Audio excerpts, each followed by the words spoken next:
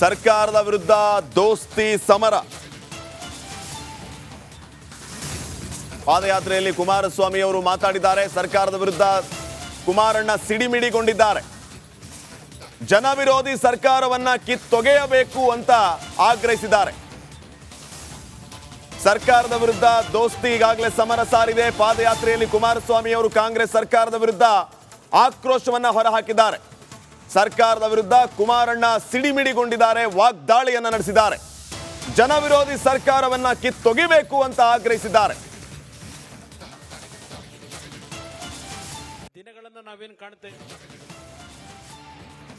ಪಾದಯಾತ್ರೆ ನಡೀತಾ ಇದೆ. ಪಾದಯಾತ್ರೆಗೆ ಈಗಾಗಲೇ ಚಾಲನೆ ಸಿಕ್ಕಿದೆ. ಪಾದಯಾತ್ರೆಯಲ್ಲಿ ಕುಮಾರಸ್ವಾಮಿ ಅವರು ಮಾತನಾಡಿ ಸರ್ಕಾರದ ವಿರುದ್ಧ ವಾಗ್ದಾಳಿಯನ್ನ ನಡೆಸಿದ್ದಾರೆ. ಜನ ವಿರೋಧಿ ಸರ್ಕಾರವನ್ನ ಕಿತ್ತೊಗೆಯಬೇಕು ಅಂತ ಆಗ್ರಹಿಸಿದ್ದಾರೆ.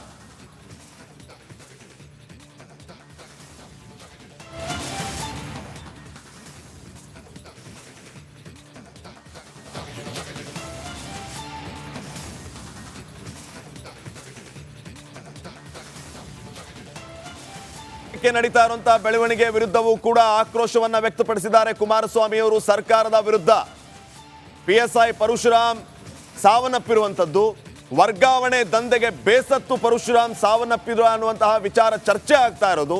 ಈ ಎಲ್ಲ ವಿಷಯಗಳನ್ನ ಇಟ್ಕೊಂಡು ಕುಮಾರಸ್ವಾಮಿ ಅವರು ಸರ್ಕಾರದ ವಿರುದ್ಧ ಹರಿಹಾಯ್ದಿದ್ದಾರೆ. ಸರ್ಕಾರದ ವಿರುದ್ಧ ವಾಗ್ದಾಳಿಯನ್ನ ನಡೆಸಿದ್ದಾರೆ. ಜನ ವಿರೋಧಿ ಸರ್ಕಾರ, ಜನಸಾಮಾನ್ಯರಿಗೆ ಬರೆ ಹಾಕ್ತಾ ಇರುವಂತಹ ಸರ್ಕಾರವನ್ನ ಕಿತ್ತೊಗೆಯಬೇಕು ಅಂತ ಆಗ್ರಹಿಸಿದ್ದಾರೆ.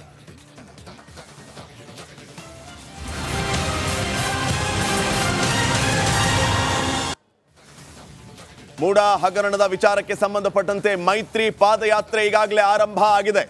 ಈ ಸಂದರ್ಭದಲ್ಲಿ ಸರ್ಕಾರದ ವಿರುದ್ಧ ಬಿಜೆಪಿ ಜೆಡಿಎಸ್ ಜಂಟಿಯಾಗಿ ವಾಗ್ದಾಳಿಯನ್ನ ನಡೆಸಿರೋದು.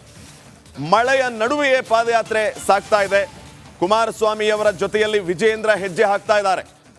ಕೇಂದ್ರ ಸಚಿವ ಕುಮಾರಸ್ವಾಮಿ ಅವರ ಜೊತೆಗೆ ಬಿಜೆಪಿ ರಾಜ್ಯಾಧ್ಯಕ್ಷ ವಿಜಯೇಂದ್ರ ಪಾದಯಾತ್ರೆಯಲ್ಲಿ ಭಾಗಿಯಾಗಿರೋದು. ಬಿಡದಿ ಕಡೆ ಹೊರಟಿದೆ ದೋಸ್ತಿ ಪಾದಯಾತ್ರೆ. ಪಾದಯಾತ್ರೆ ಹಿನ್ನೆಲೆ ಎರಡೂ ರಸ್ತೆಯಲ್ಲಿ ಟ್ರಾಫಿಕ್ ಜಾಮ್ ಸಿಕ್ಕಾಪಟ್ಟೆಯಾಗಿದೆ. ಟ್ರಾಫಿಕ್ ಜಾಮ್ನಿಂದ ವಾಹನ ಸವಾರರು ಪರದಾಡ್ತಾ ಇದ್ದಾರೆ. ಒಂದ್ ಕಡೆ ಪಾದಯಾತ್ರೆ, ಮತ್ತೊಂದು ಕಡೆ ಟ್ರಾಫಿಕ್ ಜಾಮ್. ದೋಸ್ತಿ ಈಗ ಸರ್ಕಾರದ ವಿರುದ್ಧ ಸಮರ ಸಾರಿದೆ. ಪಾದಯಾತ್ರೆಗೆ ಈಗಾಗಲೇ ಚಾಲನೆ ಸಿಕ್ಕು ಬಿಡದಿಯತ್ತ ಪಾದಯಾತ್ರೆ ಈಗಾಗಲೇ ಹೊರಟಿದೆ.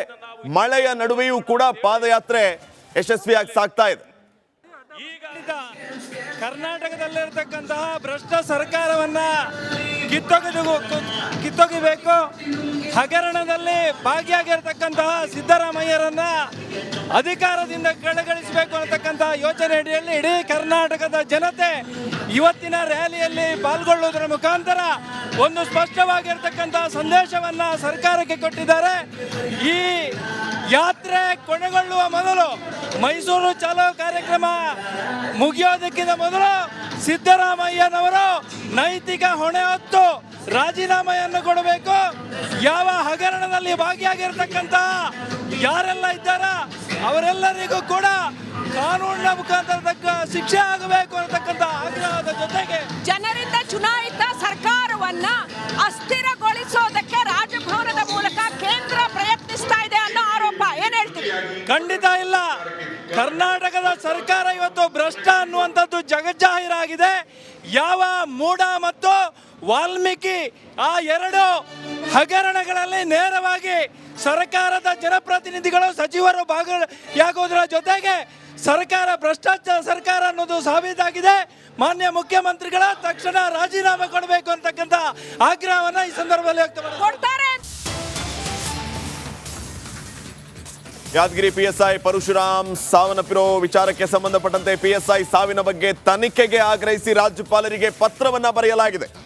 ಕರ್ನಾಟಕ ಆಮ್ ಆದ್ಮಿ ಯುವ ಘಟಕದಿಂದ ಪತ್ರವನ್ನ ಬರೆದಿರೋದು. ಯುವ ಘಟಕದ ಅಧ್ಯಕ್ಷ ವಕೀಲ ಲೋಹಿತ್ ರಾಜ್ಯಪಾಲರಿಗೆ ಪತ್ರವನ್ನ ಬರೆದಿದ್ದಾರೆ. ತನಿಖೆಯನ್ನ ನಡೆಸಬೇಕು ಅಂತ.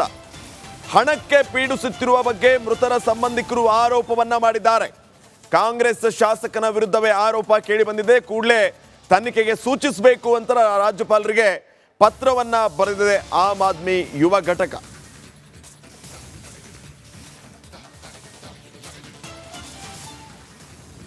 ರಾಜ್ಯದಾದ್ಯಂತ ಈಗ ಸದ್ಯಕ್ಕೆ PSI ಪರಶುರಾಮ್ ಸಾವಿನ ವಿಚಾರ ಭಾರಿ ಚರ್ಚೆ ಮತ್ತು ಆಕ್ರೋಶಕ್ಕೆ ಕಾರಣ ಆಗ್ತಾ ಇದೆ. ಕಾಂಗ್ರೆಸ್ ಶಾಸಕ ಚೆನ್ನಾರೆಡ್ಡಿ ಮತ್ತು ಮಗನ ವಿರುದ್ಧ ಗಂಭೀರ ಆರೋಪ ಕೇಳಿ ಬಂದಿದೆ. 30 ಲಕ್ಷ ರೂಪಾಯಿ ಹಣವನ್ನ PSI ಪರಶುರಾಮಿಂದ ಇವರು ಕೇಳಿದ್ರು ಅಂತ ಸ್ವತಃ ಈಗ ಮೃತ PSI ಪರಶುರಾಮ್ ಪತ್ನಿ ಆರೋಪವನ್ನ ಮಾಡ್ತಾ ಇದ್ದಾರೆ. ಇವರನ್ನ ಅರೆಸ್ಟ್ ಮಾಡಬೇಕು ಅಂತ ಆಗ್ರಹಿಸ್ತಾ ಇದ್ದಾರೆ.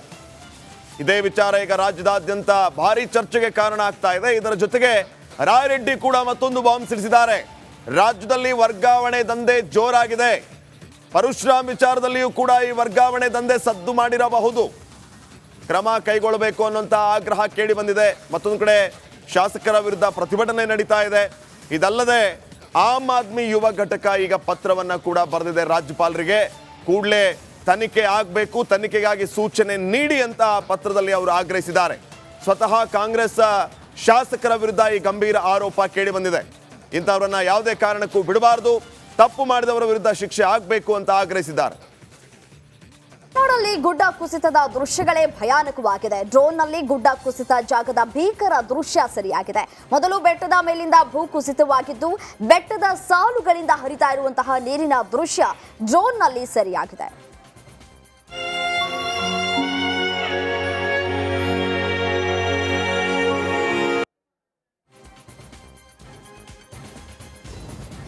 ವಯನಾಡಿನಲ್ಲಿ ಗುಡ್ಡ ಕುಸಿತದ ಹಿನ್ನೆಲೆ ಆದಿವಾಸಿ ಬುಡಕಟ್ಟು ಜನ ಪರದಾಡ್ತಾ ಇದ್ರು. ಬುಡಕಟ್ಟು ಜನರನ್ನ ರಕ್ಷಣೆ ಮಾಡುವುದಕ್ಕೆ ರಕ್ಷಣಾ ಸಿಬ್ಬಂದಿ ಜೀವದ ಹಂಗನ್ನ ತೊರೆದು ರಕ್ಷಣಾ ಕಾರ್ಯಕ್ಕೆ ಮುಂದಾಗಿದ್ರು.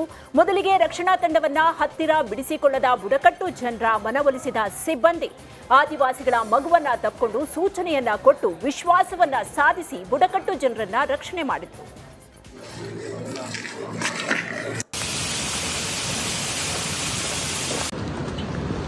അത് വയറ്റിൽ അടുപ്പിൽ ഇങ്ങനെ ഇരിക്കുന്നു, സാധനം കിട്ടാതെ. അപ്പോൾ അടുപ്പ് റേഞ്ച് ഇല്ല, പറ്റത്തില്ല. അപ്പോൾ വരാതെ പറഞ്ഞിട്ടുണ്ട്, ഇവർ ഞങ്ങൾ കൂടെ ഉണ്ട്. അപ്പോൾ ഹട്ടമല്ലല്ലേ വളരെ ഏരിയയാണ്. അപ്പോൾ അത് വയറ്റിൽ അടുപ്പിൽ ഇങ്ങനെ ഇരിക്കുന്നു, സാധനം. ಮಹಾಮಳೆಯಿಂದಾಗಿ ಪಶ್ಚಿಮ ಘಟ್ಟದ ಸಹ್ಯಾದ್ರಿ ಸಾಲಿನಲ್ಲಿ ಸಾಲು ಸಾಲು ಸಂಚಾಕಾರ ಉಂಟಾಗಿದೆ. ಕರ್ನಾಟಕ, ಕೇರಳ, ಕೊಂಕಣದಲ್ಲಿ ಭಾರಿ ಅವಾಂತರ ಉಂಟಾಗಿದೆ. ವಯನಾಡು ಭೂ ಕುಸಿತಕ್ಕೆ 338 ಜನರು ಮೃತಪಟ್ಟಿದ್ದಾರೆ. ಮಣ್ಣು ಅಗೆದಷ್ಟು ಶವಗಳ ರಾಶಿಯೇ ಸಿಗ್ತಾ ಇದೆ.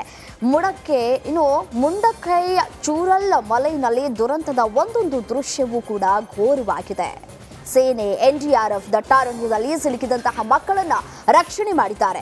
ರಕ್ಷಣಾ ಪಡೆಗಳ ಕಾರ್ಯಕ್ಕೆ ಕೇರಳ CM ಪಿಣರಾಯಿ ಎಕ್ಸ್ ಖಾತೆಯ ಮೂಲಕ ಅಭಿನಂದನೆಯನ್ನ ಸಲ್ಲಿಸಿದ್ದಾರೆ. ಉತ್ತರಾಖಂಡದಲ್ಲೂ ಭಾರೀ ಮೇಘ ಸ್ಫೋಟಕ್ಕೆ ಕೇದಾರನಾಥದಲ್ಲಿ ಭೂಕುಸಿತ ಆಗಿದೆ.